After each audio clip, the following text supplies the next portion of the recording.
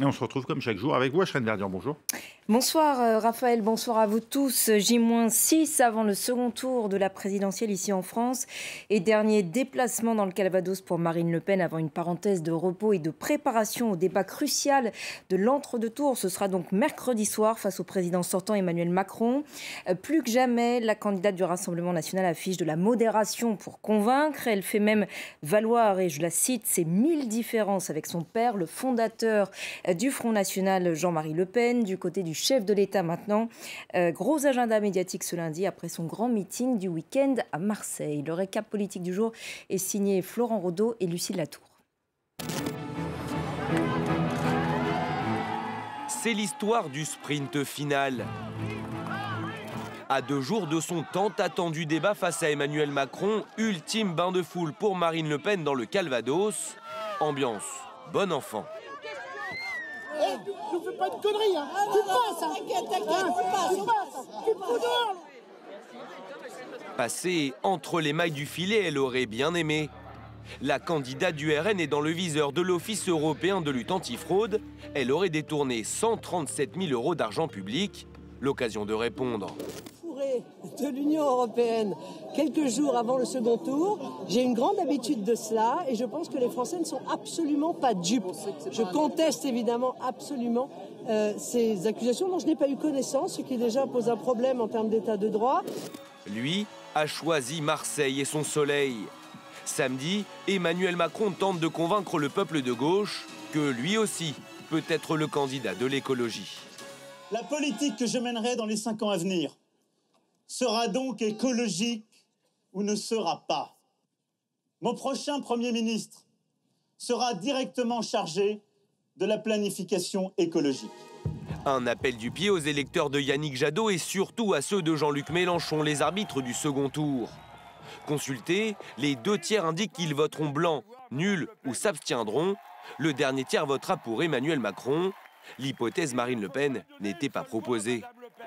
La candidate du RN qui a mis de l'eau dans son vin, cela concerne une mesure phare, l'interdiction totale du voile dans l'espace public. Louis Alliot, son porte-parole rétropédale.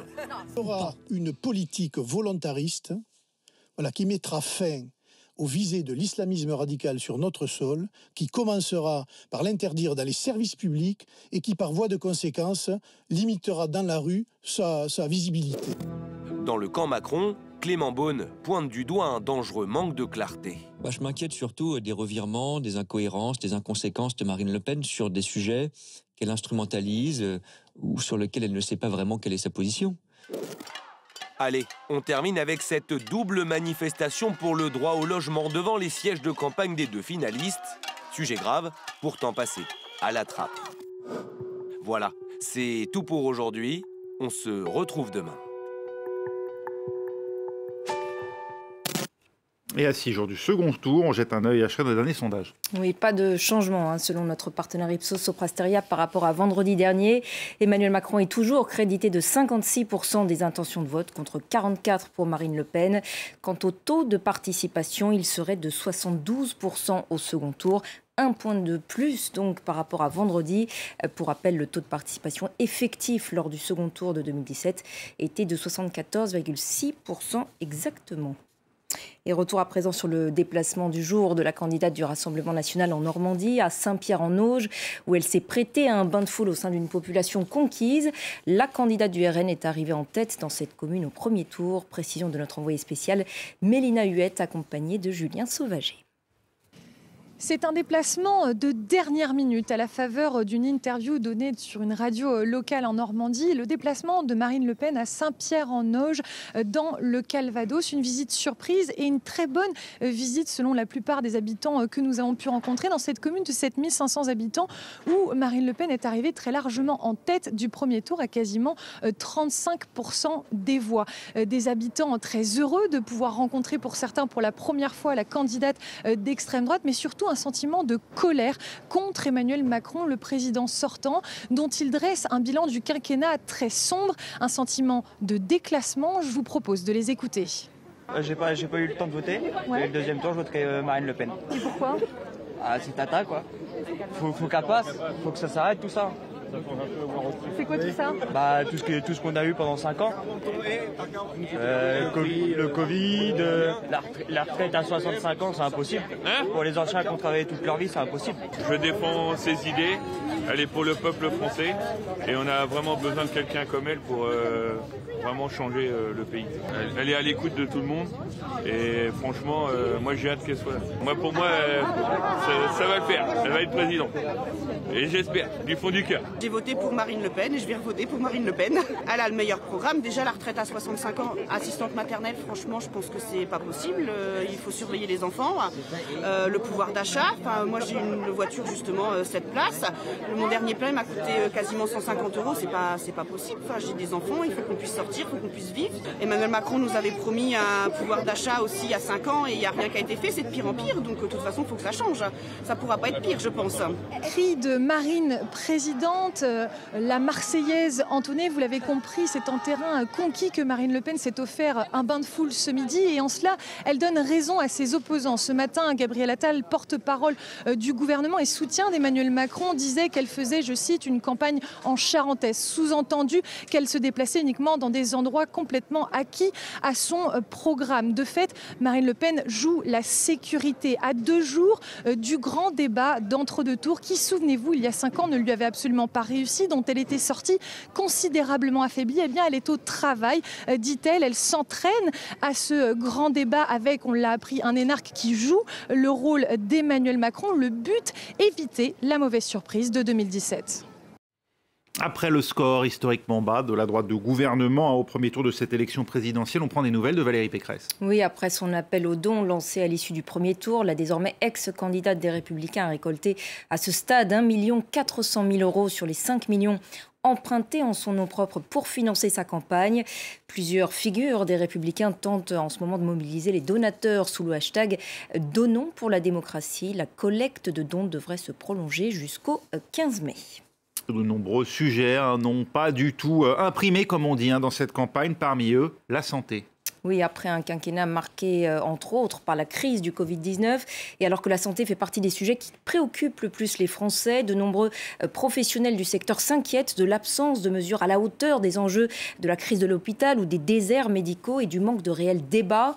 Les finalistes du second tour ont tout de même fait des propositions concrètes pour soigner les maux de notre système de santé. Écoutez tour à tour Emmanuel Macron, c'était mardi dernier, et Marine Le Pen aujourd'hui.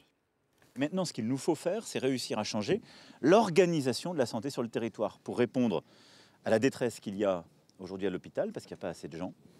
Et donc, il faut réembaucher et pour ça attirer on retrouve le sens. Et il faut aussi réussir à répondre à ce problème des déserts médicaux qui touchent beaucoup de nos quartiers ou de nos aires les plus rurales. C'est ça ce que je veux expliquer. Je ne finance pas les choses à crédit. C'est évidemment une priorité de mon prochain quinquennat. Moi, j'ai d'ores et déjà considéré qu'il fallait investir dans notre système de santé 20 milliards sur 5 ans, 10 milliards pour une nouvelle revalorisation des personnels. Parce que c'est vrai que le Ségur a augmenté de 10%, mais il n'en demeure pas moins que les soignants sont toujours payés 10% de moins que la moyenne européenne. Et deuxièmement, il faut également des investissements en infrastructure. Et on en parle ce soir avec notre spécialiste des questions de santé, Julia Sieger. Bonsoir Julia. Bonsoir, tout d'abord, entre Emmanuel Macron et Marine Le Pen, 2 visions radicalement opposées de la crise sanitaire. Oui, absolument. Marine Le Pen qui a beaucoup critiqué la gestion de la crise sanitaire par Emmanuel Macron. Je vous rappelle qu'elle est opposée à l'obligation vaccinale, qu'elle a voté contre le pass sanitaire. Elle est aussi contre l'obligation ou la vaccination des enfants parce qu'elle considère, je cite, que le bénéfice-risque est nul pour les enfants et elle va jusqu'à dire que cela représente une maltraitance, une forme de maltraitance. Elle dénonce aussi une forme de chantage de la part du gouvernement qui aurait dit au peuple français, eh bien, si on ne peut pas mettre en place un pass sanitaire ou un pass vaccinal, on sera obligé de vous reconfiner. Elle estime aujourd'hui que cela constitue un mensonge pour essayer de forcer les gens à se faire vacciner. À l'inverse, Emmanuel Macron défend son bilan en expliquant que toutes les mesures qui ont été mises en place ont été nécessaires pour essayer d'enrayer cette épidémie. Alors, tous les candidats sont d'accord, en tout cas les deux encore en lice, pour lutter contre un mal français aujourd'hui, les déserts médicaux. Oui, absolument. On vient d'entendre Emmanuel Macron l'évoquer. Ce phénomène de désertification médicale, ça a été un thème très important lors de la campagne présidentielle. Ce n'est pas nouveau, ça ne touche pas que les zones rurales. Vous avez 62% des Français aujourd'hui qui ont du mal à avoir accès à un médecin généraliste. Alors, Emmanuel Macron veut doubler le nombre de ce qu'on appelle les maisons de santé à 2000 en 5 ans. Les maisons de santé, ce sont ces lieux qui regroupent différents professionnels de santé, des ophtalmos, des médecins généralistes, pour avoir un meilleur accès aux soins. Il veut aussi donner plus de liberté au territoire, c'est-à-dire laisser au territoire la possibilité de choisir comment gérer la relation entre les hôpitaux publics, les maisons de santé publiques et aussi la médecine de ville. Ensuite, il veut aussi mettre en place une 4e année d'internat pour les médecins généralistes dans ces zones justement sous-dotées et essayer d'inciter les médecins généralistes à s'installer dans ces zones rurales avec notamment des incitations d'aide au logement. Ensuite, côté Rassemblement national, Marine Le Pen propose cette fois-ci une incitation financière un peu plus directe avec notamment une rémunération de la consultation qui serait plus élevée dans les déserts médicaux. Elle propose aussi, vous le savez, le numerus clausus a été annulé par la loi de santé de 2019, mais le problème c'est qu'on est toujours capé par la capacité des universités à accueillir de nouveaux étudiants. Et c'est pour ça qu'elle veut augmenter cette capacité d'accueil. Et à propos de l'hôpital public, cette fois, la question du recrutement des soignants et la revalorisation des salaires fait l'unanimité. Absolument. Concernant l'hôpital en crise, le candidat d'En Marche, donc Emmanuel Macron, promet d'investir cette fois-ci 5 milliards sur les 5 prochaines années. Il veut lancer un grand plan de recrutement, notamment des soignants et des infirmiers, 15 000 sur 5 ans. Ça peut paraître peu, et c'est la même chose d'ailleurs côté Marine Le Pen, en sachant qu'un récent rapport datant de décembre 2021 considère qu'il y a un manque de soignants de 60 000 sur tout le territoire. Ensuite, en ce qui concerne la réévaluation des salaires, ça a été un autre point épineux. Lors du Ségur de la santé, le gouvernement a prévu une augmentation de 183 € par mois pour les personnels sociaux et socio-médicaux des hôpitaux. Côté Marine Le Pen, elle veut aller encore plus loin. Elle propose, comme vous l'avez entendu tout à l'heure, de lancer ce qu'elle appelle un plan d'urgence de 20 milliards sur 5 ans. Elle propose aussi de réintégrer les 15 000 soignants qui ont été suspendus faute d'avoir été vaccinés et également, je cite, de reverser les salaires qui, selon elle, dont ils ont été injustement privés. Et ensuite, en ce qui concerne la rémunération, elle veut encore augmenter par rapport à ce qui a été fait au Ségur de 10% leur rémunération pour qu'ils puissent atteindre la moyenne européenne. Merci beaucoup Julia pour cet éclairage. Et on se quitte avec une image de fin, Ashreen. Oui, Raphaël, vous avez peut-être vu passer ces dernières semaines, ces derniers mois, ces images d'Emmanuel Macron capturées par sa photographe personnelle, Soisig de la Moissonnière, très suivie sur Instagram.